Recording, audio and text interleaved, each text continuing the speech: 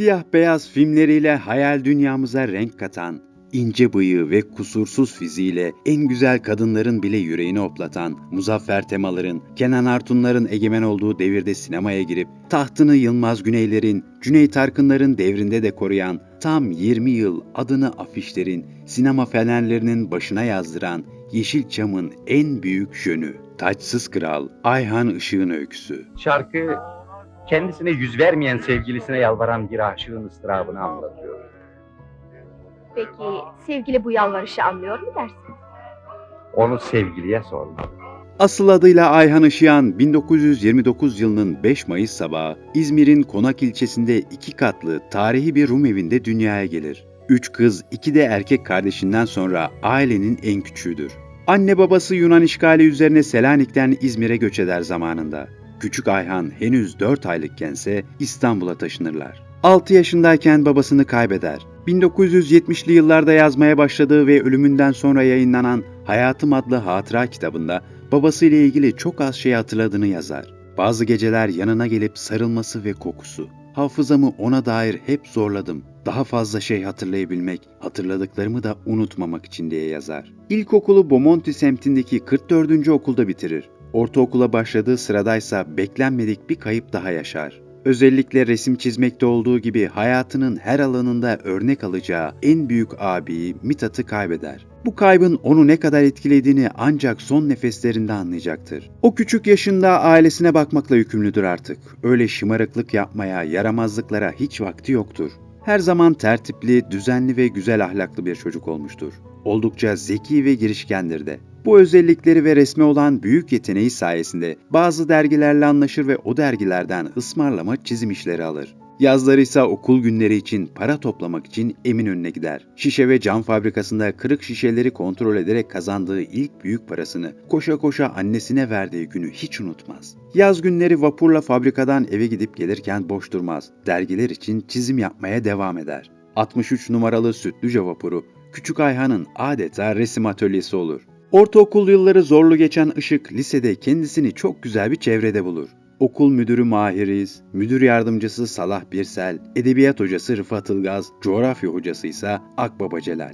Böylesine büyük isimlerle aynı ortamı paylaşmak en büyük şansı olur hayattaki. Gelecekte bir röportajında bir okuldan daha ne isteyebilirim ki diyecektir. Hem sadece hocaları değil, okul arkadaşları da geleceğin sanata yön verecek isimleriyle doludur. Senarist Safa Önal, karikatürist ressam Ferruh Doğan ve Semih Balcıoğlu bunlardan sadece bazılarıdır. Daha sonra Güzel Sanatlar Akademisi resim bölümüne girer ve burada da Türk resim tarihinin belki de en önemli ismi Bedri Rahmi Eyüboğlu'ndan dersler alır. Akademideki arkadaşlarıyla Onlar Grubu isimli bir oluşum kurar. Amaçları ise halk sanatı kaynaklarına inerek Doğu-Batı sentezi oluşturmaktır. Böylesi bir fikir ortamında bir süre Babali'de ressam olarak çalışır. Ara sıra sinemacılardan teklifler alır ancak pek sıcak bakmaz. O yıllarda bütün arzusu Amerika'ya gidip işini orada icra etmektir. Bu sırada Yıldız dergisi bir güzellik yarışması açar. Arkadaşları epey baskı yapar yarışmaya katılması için. O da aklının bir köşesinde yarışmayı kazanırsam o parayla Amerika'ya giderim düşüncesiyle yarışmaya katılır. Böylece sinemadan teklif üstüne teklif gelir. Biraz düşündükten sonra Amerika düşüncesini bir başka bahara erteler ve sinemaya yönelme kararı alır. İlk kez senaristliğini ve yönetmenliğini Münir Hayri Egeli'nin üstlendiği 1951 yapımı Yavuz Sultan Selim ve Yeniçeri Hasan filmindeki yardımcı rolüyle beyaz perdede gözükür. Oynayacağı ikinci film olan Kanun namına Türk sinemasında bir dönemi kapatıp başka bir dönem açacak ve Ayhan Işık'a büyük bir ün getirecektir. Nazım, bilemezsin ne kadar acı duyuyorum. Nezahat yavrum, bu olacak iş değil. Biliyorsun ki Ayten... Evet, biliyorum. Fakat o seni sevemez. Ben Nazım, ben. Yanılıyorsun Nezahat. Biz Ayten'le sevişiyoruz. Unut bu işi. Filmin senaristi Osman Seden film için en iyi oyuncuyu aramaktadır. Her zaman olduğu gibi gözünü karartmış, her ihtimali kovalamaktadır. Bir gün Ayhan Işık'ın ilk filmine sinemada denk gelir. Hemen Lütfü Akat'la konuşur. Böyle biri var, boylu poslu, yakışıklı, tanıyor musun diye.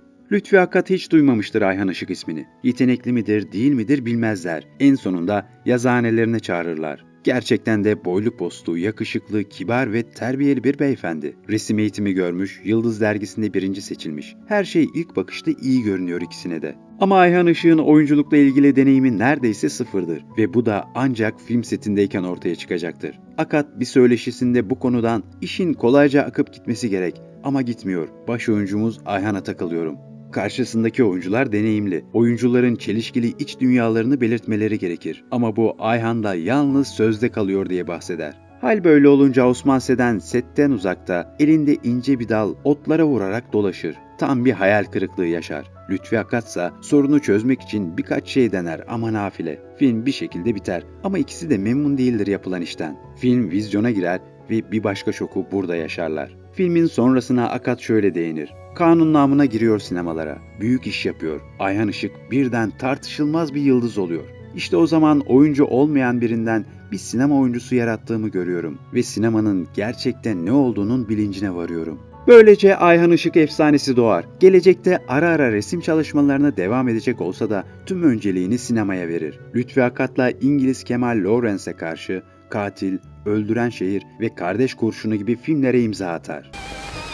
Leman Hanım, arkadaşlarımız... Alçak, onları sen ele verdin. Yanılıyorsunuz, beni dinleyin. Atıf Yılmaz'la Şimal Yıldızı, Osman Seden'le de Bir Avuç Toprak ve İntikam Alevi filmlerini çeker. Adamlarımı göz göre göre ölüme atamam. Yapılacak çok işimiz var da. Bize güvenilerek verilmiş vazifeler var. Tüm bu filmlerle halkın gönlünde taht kurmayı başarır. Ancak kurduğu o tahta oturmadan önce hep istediği Amerika macerasına atılmak ister. 1959'da Hollywood filmlerinde oynama umuduyla hayalini gerçekleştirse de birkaç ufak rol dışında burada pek şans bulamaz. Daha sonraları neden iş bulamadığı sorulunca benim gibi orada 5000 kişi sıra bekliyor. Ayrıca çok da marifetleri var. Zıplayıp havada 2 takla atıyorlar. Hem de ana dilleri gibi İngilizce konuşuyorlar. Bize orada ekmek yok diye yanıt verir. Orada filmlerde oynayamasa da oyunculuk mesleğinin ne tür kurallara bağlı olduğunu gözlemler. Türkiye'ye döndükten sonra setteki oyuncuların hakları ve disiplini konusunda ilkeli bir davranış sergileyen Işık'ın bu duruşu Türk sinemasının düzgün ilerleyebilmesi için çok kıymetli olacaktı. Sinemacılık asla modern bir kölelik sistemine dönüşmemelidir diyerek sinema çalışanlarının kuracağı ilk sendikaya da önderlik edecekti. Kısa süren bu Hollywood macerasından sonra Vedat Türkali'nin yazdığı Otobüs Yolcuları filmiyle Yeşilçam'a geri dönüş yapar ve Küçük Hanım serisiyle de halkın gönlünde kurduğu tahta nihayet oturur. Ama taçsız bir kral olarak. Birini kaçırdın mı sakın ha arkasından koşmayacaksın. Nasıl olsa 5 dakika sonra bir diğeri gelecektir. Ama etme be. Asıl sen şu havadise bak. Avustralya'daki şirkette müsbet cevap geldi. Ne diyorsun? Ya. Çok güzel. Oradaki tesisleri beraber kurmamızı kabul ettiler. Yaşasın. Yaşasın ama gelelim sadede. Belki Hollywood'da dikiş tutturamamıştır ama İtalyanlarla 2 ayrı film çeker ve başrollerinde oynar. Filmler Avrupa'nın birçok yerinde seyirciyle buluşur. Ancak Türkiye'de sansüre uğrar ve Türk seyircisi filmi hiçbir zaman izleyemez. Anna, scusatemi se vi parlo così, ma io temo per voi. Non c'è più pericolo ora. Sono preoccupato. Taçsız Kral 1970'lerin ortasında oyuncuların sahneye çıkma ve plak doldurma modasına uyar ve klasik Türk müziği dalında sahne denemeleri yapar ve bir de plak doldurur. 1975'ten sonra ise sinema oyunculuğunun yanı sıra yapımcı, senarist ve yönetmen olarak da katkıda bulunur. 140 filmde oynayan, her birinde gözümüzü dolduran, kulağımızı doyuran koca bir çınardı Taçsız Kral Ayhan Işık. Türk sinemasının gördüğü en büyük jöndü. İsmine ve şanına yakışır bir beyefendi, çok iyi bir oyuncu ve çok iyi bir eşti. Tüm hayatını polemiklerden uzak, dostluklara yakın geçirmeye gayret etti. Yılmaz Güney ile yaşadığı o polemik hariç. Bir gazeteciyle konuşmasında yıldızının giderek parladığı yıllarda Yılmaz Güney için şımarık ve tutumsuz bir genç der. Ayrıca Yılmaz Güney'in Nebahat Çehre ile olan nikahsız beraberliğini de ahlaki olarak doğru bulmadığını söyler. Yılmaz Güney de Ayhan Işık'a şöyle cevap verir. Mal ömrün rahatı içindir. Yoksa ömür mal biriktirmek için değil. Ben evliliğin aleyhinde olduğumu hiçbir zaman söylemedim. Nebahat'i tanıdığım günden beri sevdim. Onunla evlenmeyi ilk günden düşündüm. Ayhan kendini Türk sinemasının çok üstünde sayıyor. Daha doğrusu öyle görmek istiyor. Fakat gerçeklerle karşılaşınca hırçınlaşıyor. Meslektaşlarına karşı ahlak hocası edasıyla akıllar vermeye kalkıyor. İkilinin polemiği ağır sözler içerse de kırgınlıkları uzun sürmez. Zaman zaman birbirlerini ziyaret ettikleri de olur. Sınmadan çekip gidelim buradan. Gidelim. Gidelim ve onu kaderiyle yalnız bırakalım.